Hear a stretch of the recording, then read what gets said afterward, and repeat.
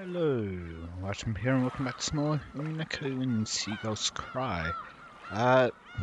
This is apparently the what's it thing for the third episode. It has been a while. It's also been quite a while since I recorded, and it might still be quite a while until you get to see this. I had been playing a lot of Barotrauma, I'll be honest. Without too much further ado, let's have a look at episode 3. Banquet of the Golden Witch. So we had Legend, Turn, and now Banquet.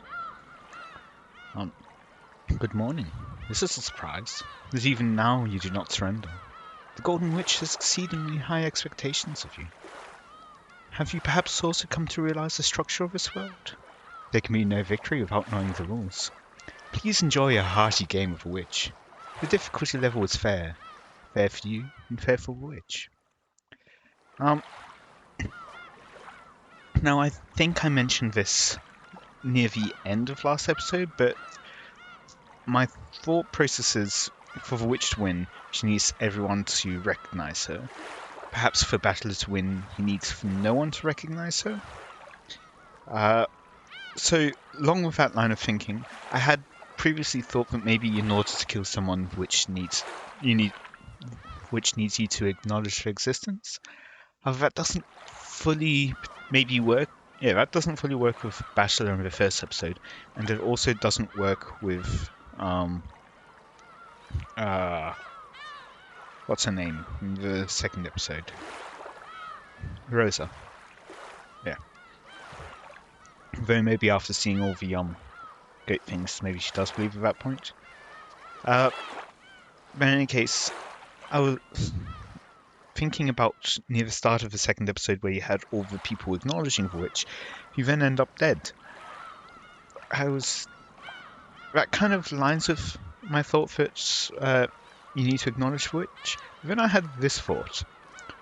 What if the reason she wants to make them acknowledge her is that after she kills them, they can't change their mind? So they've acknowledged her, they can't change their mind, and so she can no longer lose. Which is why she wants to solidify her position, at least prevent herself from losing, even if she doesn't win. But yeah, I haven't thought too much about it since the end of last episode. There's probably things that I'm forgetting. So without any further ado, let's continue.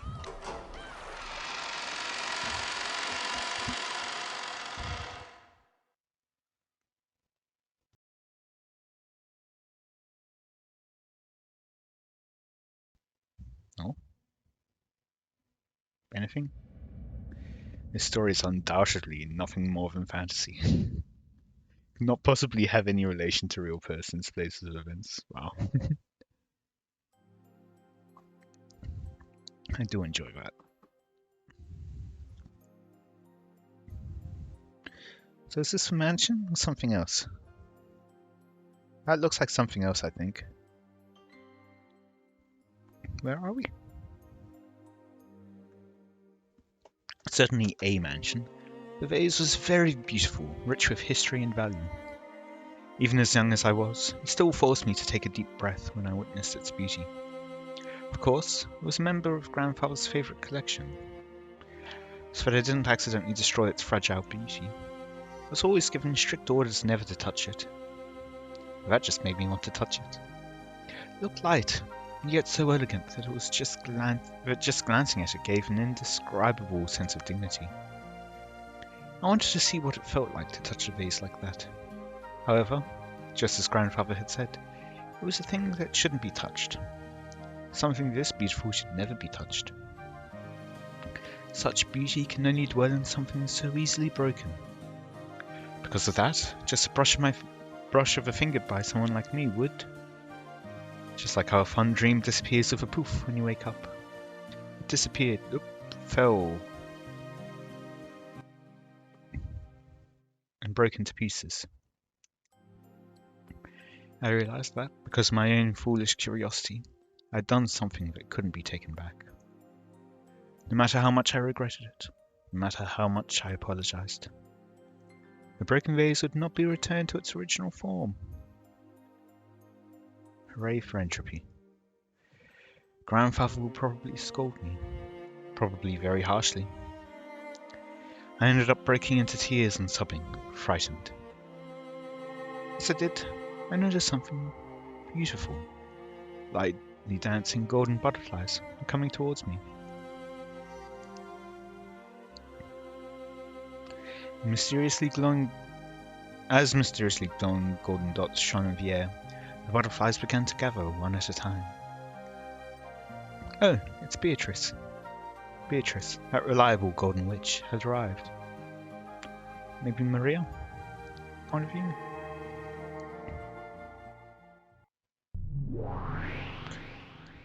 That wasn't what I was expecting at all. Like, completely different hair color. The butterflies kept gathering until they formed a cloud, and then she was there.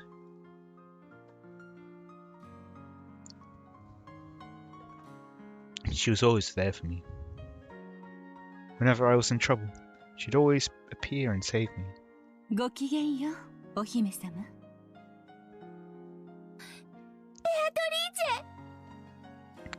I don't think that sounds like Maria either.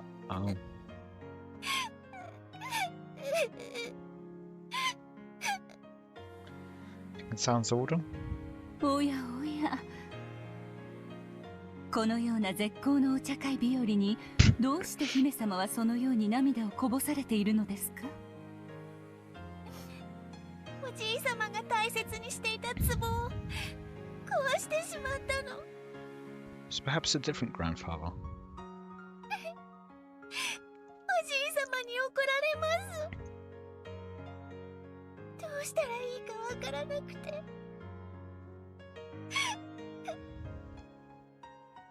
それは困りましたね。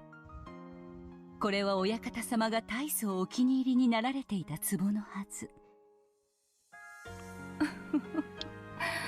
どのような折檻があるか、このベアトリーチェ、想像するのも恐ろしゅうございます。Grandfather was a very frightening person. When he failed to follow something he said even once, he would become so mad with a rage that would make even the fallen angels in hell quiver. Since I knew that down to my bones, I couldn't do anything but tremble and cry. こぼしてしまった姫様の涙を救う魔法は持ち合わせておりませんが、姫様が親方様から折檻を受けなくて済むようにする魔法なら、なんとかなるかもしれません。本当？姫様が私の力をお信じくださればでございます。So yeah, believing in power definitely does seem to be a requirement, perhaps. 魔法の力の根源は信じる力。奇跡はそれを強く信じる者の前にしか示されません。And does also kind of align, like the miracles thing, needing everyone to participate and try, does kind of line up with Higurashi. 信じる。ベアトリーチェの魔法を信じます。だからこの壺を直してください。お願いします。姫様がそれをお望みでしたら、それではこのベアトリーチェにお任せを。When she extended her index finger, a golden butterfly softly landed there and changed its form into her favorite cane. But even that was enough to give me a small glimpse at Beatrice's wonderful and awesome magic power. She pointed her cane at the broken vase, and just like a child's lullaby, she began speaking the magic words. さあさあ、目を閉じてごらんなさい。そして思い出してごらんなさい。あなたがどんな姿をしていたのか。それはきっととてもとても美しい姿。I'm really imagining some kind of a terrible curse wish thing where it turns her into a vase, whoever this person is. どうか私にあの姿をもう一度見せておくれ。Were they words or was it a song? No, it had to be magic.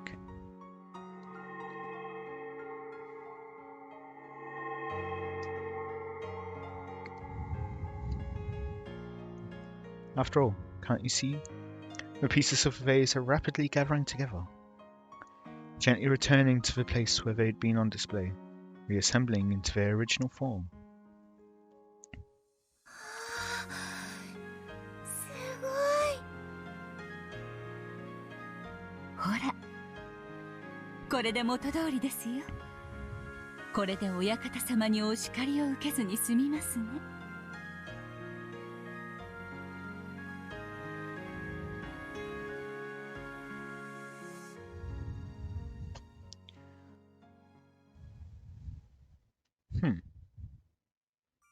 Bright. ベアトリーチェはすごいね。壊れた壺を直すなんて造作もないんだね。そんなことはありませんよ。壊れてしまったものを元に戻すのはとても難しいことです。私の魔法は一時それを思い出させるだけに過ぎませんよ。Oh? でも壺はちゃんと元通りになったよ。そうですね。ですがそれは壺が壊れたという運命を回避させたわけではありません。Just moved it to someone else. 壊れた壺に一時壊れる前の姿を思い出させるだけに過ぎません。壊れた運命を元の姿に修復するほどの魔力はこのベアトリーチェにも未だ至らぬ遥かな高みなのです。Now hang on a minute, I thought Beatrice was much more powerful than that. At that time, the high-pitched scream of a servant could be heard from inside the mansion. When I went to see what had happened, I noticed that several of the servants had gathered and were cleaning up the remains of the broken vase. From what they said, it seemed a black cat had sneaked in from somewhere and had climbed up on the vase, causing it to break. I understood the meaning of Beatrice's words. At the moment I broke the vase was broken. Beatrice let me see the vase being restored, but that was a temporary thing. It didn't mean she'd changed the fate of the vase being broken. And so, the vase remembered its true fate and broke. However, the one who broke it wasn't me, but a cat that had snuck in. That's right. Beatrice never said, let's fix the vase. She said she'd prevent the master from scolding me. The fate of the vase breaking hasn't changed, but the fact that I broke it certainly has. Beatrice cleverly saved me from danger with that magic. 物を壊すことはとても容易なことです。Very hard to repair it. 姫様が壺を割るのに魔法を必要としなかったように。直すことはとても難しいこと？はい。姫様が途方に暮れて泣き出してしまうほどに。魔法というのは恐ろしいことをする時の方がたやすいの？壊したり殺したりすることは簡単にできるのに。Yeah, breaking people. 直したり蘇らせたりするのはとても難しいというし。And yet, supposedly, Beatrice in the rest of the game series from the Epitaph is able to revive the dead. Well, I suppose it says revive the dead souls? Which doesn't necessarily mean putting them back in their bodies, does it? そうですね。魔法は殺めたり壊したりすることの方がとても簡単です。故に誘惑に負ける弱き魔女たちは安易に身につけられる力に酔い、本当の魔法の修行を怠ってしまいます。本当の魔法とは治す力、蘇らせる力、散ってしまった幸せを呼び戻し、冷めてしまった愛をも呼び戻す。そして美少を忘れてしまった姫様の顔に笑顔を呼び戻せるのですよ。なら壺を直すことができたベアトリーチェはすごい魔女ということ？ Though she wasn't able to truly fix her vase, was she? 私などまだまだ修行の日々ですよ。壺が割れるという運命を私の魔法ではほんの1時間も忘れさせることができなかったのですから。私に魔法を教えてくれたお師匠様ならきっと永遠に壺を元の姿に蘇らせることができたでしょうね。壊れても壊れても何度でも何度でも直せる？ええ。その境地に達した時、無限の魔力が備わるでしょう。それこそが魔女の達するべき無限の境地。Ought to reach? 私たちはその魔女を最大の敬いをもってこう呼びます。無限の魔女。そうです。無限に治す力を持つ魔女にとって壊れるという概念はもはや存在しない。失うというすべての悲しみから解放され、永遠の至福を約束されるのです。Certainly, the human world is full of sadness caused by separation and loss. To escape that sadness, people pray to gods and ask for the power to withstand their sadness, believing it to be a test. In other words, a human's life is a journey, searching for a way to withstand sadness. In that case, which who could revive all things would be freed from all sadness in the world, but also freed from most other things. Simply put, that would mean eternal bliss. That might be a bit of a stretch. 私もベアトリーチェみたいな魔女になって永遠に幸せになれるかな。They may well very... What was the word I was trying to say? May very well be freed from happiness as well. Which isn't exactly pleasant. 姫様がですか？それは長い大変な修行となりますよ。私魔女になりたい。幸せになりたい。ベアトリーチェの弟子になりたい。そのお気持ちにいささかの揺らぎもありませんか？はい、私も魔女になりたいです。わかりました。では姫様がお湧きになるまで私の弟子にして差し上げましょう。私のことをお師匠様と呼べますか？はい、お師匠様。良い返事ですね。ではこれからは私と一緒に魔法の深淵を学んでいきましょう。私とって修行の身、共に魔法を正しく学び、至福の境地を目指して頑張りましょう。Okay, seriously though, whose point of view are we? はい、お師匠様。 No? You might find out. Maybe not. This is probably in memory. Do we get to see whose memory it is? No? Maybe?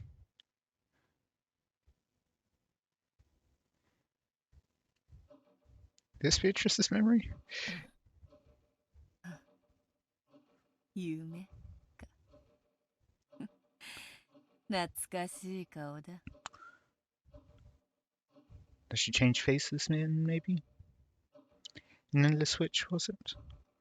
That rank I'd yearned for in the past as the highest possible achievement was now just another one of my titles. No, you might even call it my calling card. たまにはその呼び名に充足を感じるのも長き修行の日々の果てに得たものではないか。たまにはありがたみを感じねば少々もったいないというものよ。She shook her head lightly. If it's the highest possible level, that means there's nothing higher.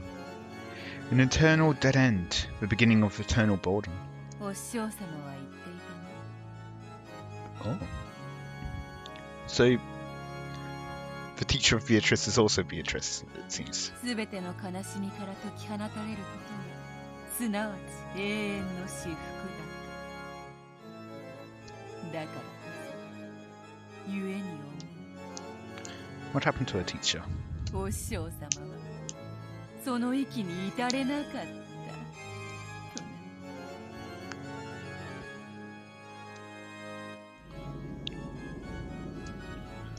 Eternal bliss means eternal boredom. And that's the beginning of eternal torture. But it all depends on how you look at it. Eternal boredom is the same as a sketchbook. It doesn't run out of pages. It means you can draw whatever you want. You can try to have as much fun as you want. Boredom is the worst sort of poison, which kills all witches. Even those great witches who are given the title Lady fear it. It's the eternal poison tortures them because of the eternal bliss they've reached. 無限の魔女の名を得た今だからこそ、再びお師匠様と語らいたいものよ。我らの修行の果てにあったのは本当に幸せだった。そして本当の幸せとは何なのか。 Hang on. 今こそ語り合いたいものよ。 The Beatrice that we just saw then also used the butterflies. Is it because she was learning from her that she used the same kind of magic? Or did she like inherit her style or powers maybe? Training has no end. When you think you've reached the eternal level, that's exactly the time to bemoan your own immaturity. I recalled those words as though she'd answered me directly.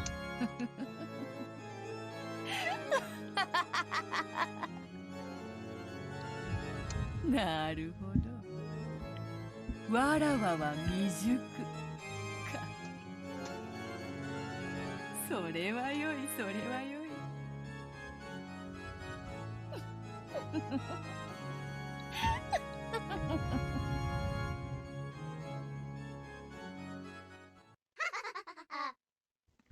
The sound of painfully shrill laughter rang out. It was coming from my furniture. What? Did they break out their toy again? ベアトリーチェ様こいつまた動かなくなっちゃいました。まだ私全然遊び足りないのに。 That also reminds me, another one of my theories for what the rules could be. The other win condition I thought of that Battleland might have, I doubt it's one, but if one of the 18, 19 people is an agent of Beatrice, if perhaps you need to discover who the agent is in order to win. 情けない男。私なんか全然遊んでないのに。私にも遊ばせて遊ばせて。お黙りなさいクイズどもが。お前たちが飢えた犬みたいにがっつくから、いくらベアトリーチェ様が直してもすぐ壊しちゃうのよ。サタン姉が一番壊してるよ。加減を知らないから。And who is it that they're breaking? 申し訳ございませんベアトリーチェ様。グマイどもをどうかお許しください。早くこいつを直して。次は私、次は私。 Is it Battleland or someone else? Or something else? 静かにせぬかやかましい。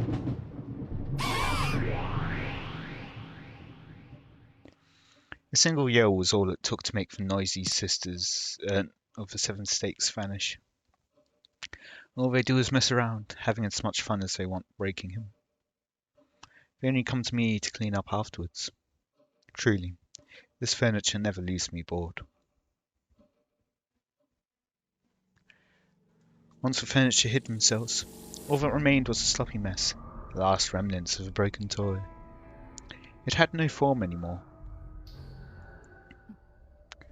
このざまではわらわとて元の姿を思い出すのも難しい。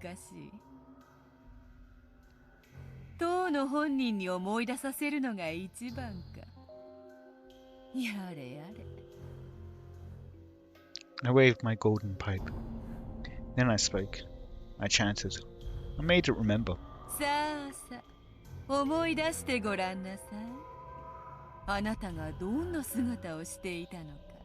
何しろわらわには今のそなたは肉の残骸の山にしか見えぬのでな。どれが腕やら足やら見当もつかぬ。そなたが思い出してくれなければわらわにはそなたの面影も思い出せぬ。Which also makes me wonder, since everyone dies in the island, perhaps that is their form? And so no matter how much you fix it, they will always be dying? Like the power of magic, the pitiful pieces of meat began to remember what their form had been. Which part should go with which part, and where should join with where? That's right, just like that. No, you should be a finger on the left hand. That's the right hand. That's it, good. Cackle. おはよう。目が覚めたか？後ろ宮バートラー。もっとも目が覚めた方が悪夢の中とは実に皮肉な話だがな。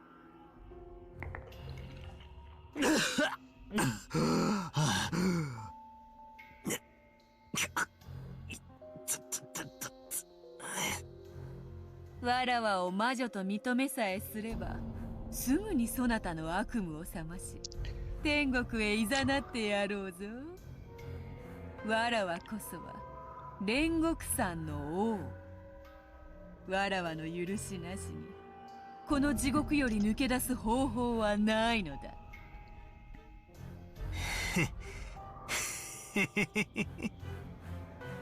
この程度で地獄かよ。ダメだな。ああ、全然ダメだぜ。Support. Yeah, Beatrice is playing an auto clicker, meanwhile Bash is playing what is it? Dark Souls. 人ならば一度しか味わわずに済む死の苦しみをもう両手の指では数えきれぬほど与えられたというのによくもそれだけの減らず口を叩けるものよ。Now, I mean, I guess that depends on how you're counting. Are you using binary or just counting up to 10? だからこそ飽きぬ。 I mean, if it's binary and you're just using fingers, I mean, you can even do like half fingers as well. I know there's like other forms of counting where you count up to 60 with your knuckles or something. But if you're just using binary with 10 bits for your fingers and thumbs, well, that's 2 to the 10. That's what? I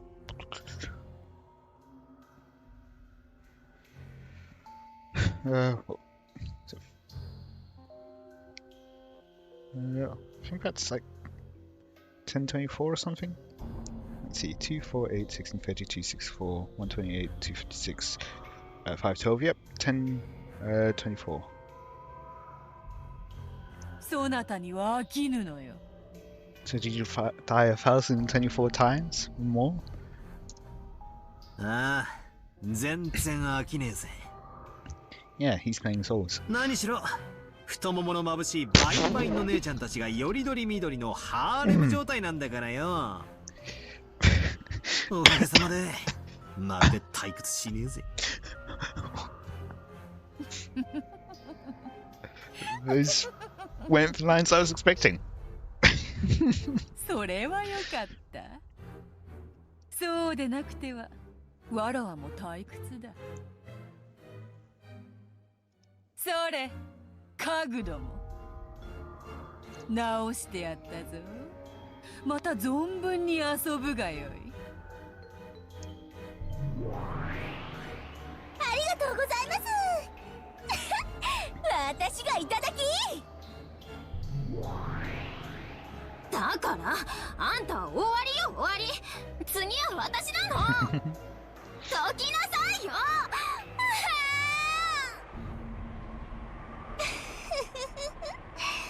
素敵よねバトラ君。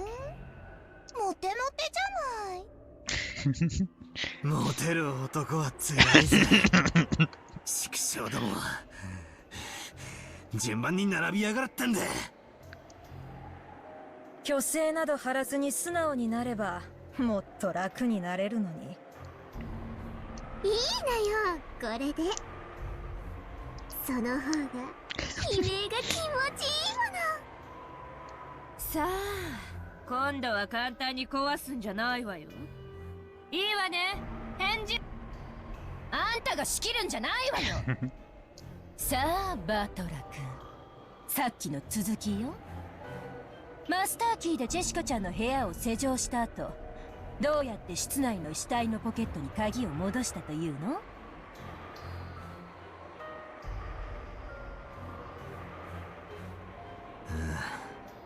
例えばよ、そうさ、釣り糸か何かを使って鍵だけを扉の隙間から室内に戻して。I would like to take something from the door, but not push it through the door.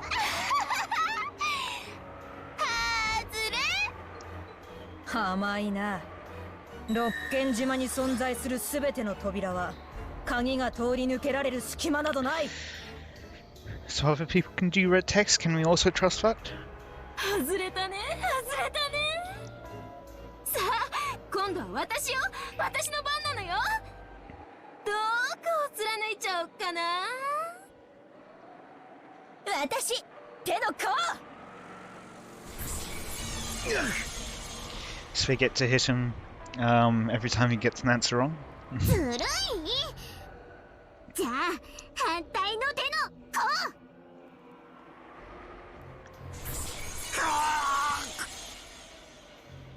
私は花の頭をもらっちゃおっと。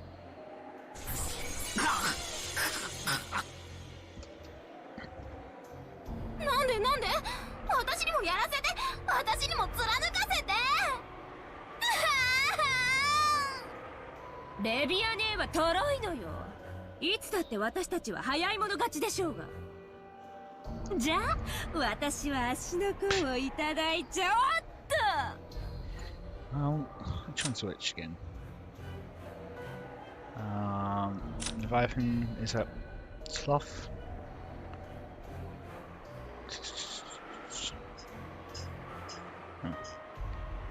Envy, I guess.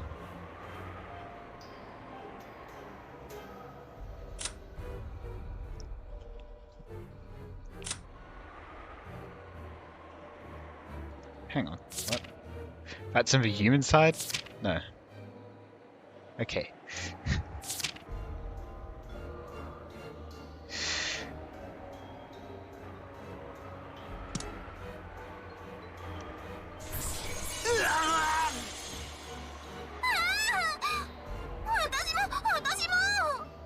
私は肩をもらっちゃうからいいもん。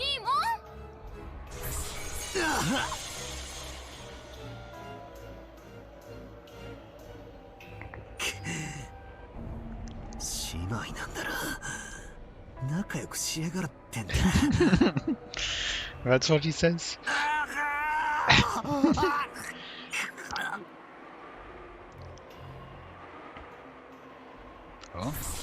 ほう、よくも耐えるものだな。お前のその痩せ我慢がむしろ私たちを楽しませているだけだとなぜ気づかない。 Then why are you あ telling い him? にくだな。痩せ我慢と肘の張り合いは俺のお箱なんだ。お前らがどう俺を煙に巻こうとも俺は絶対に魔女も魔法も認めね人間とトリックで何も説明できないくせに Including his existing? バカじゃないの。 Hmm. この身の程知らずが。 It's kind of contradictory. いいのよ、無理に認めさせなくても。今に泣きながら認めたくなるわ。今だって本当は哀れに土下座しながら許しを請いたいくせに。も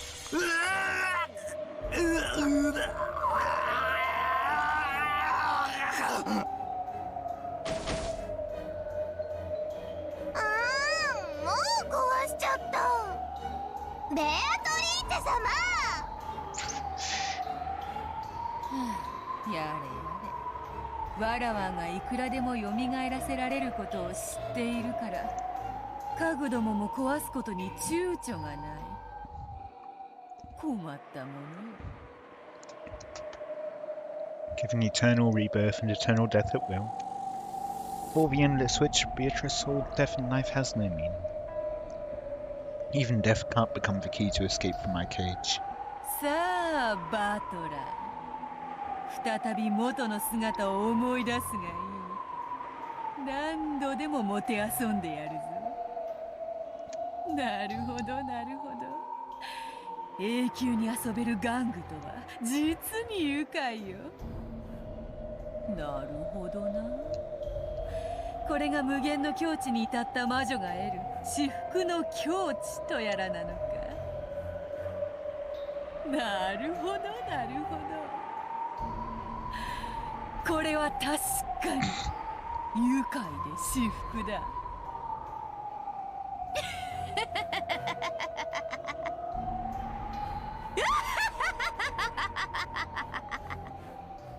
何度でも蘇らせてやる。何度でも殺してやる。さて、次なるゲーム版ではどのような殺人劇を繰り広げよう。さあ、新しきゲーム版を持て。次なるゲームを始めようではないか。後ろ宮バトラー。 Let the game begin. This time we should have, what's the name again?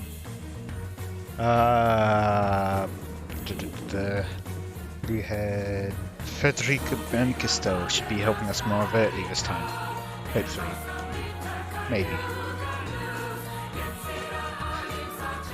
Every time I hear that, all I can hear is Lugaroo. Well.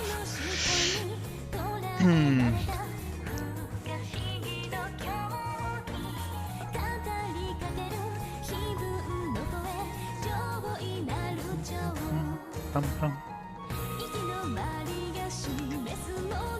I feel like there was someone with like crinked hair, what's it called, the curl hair.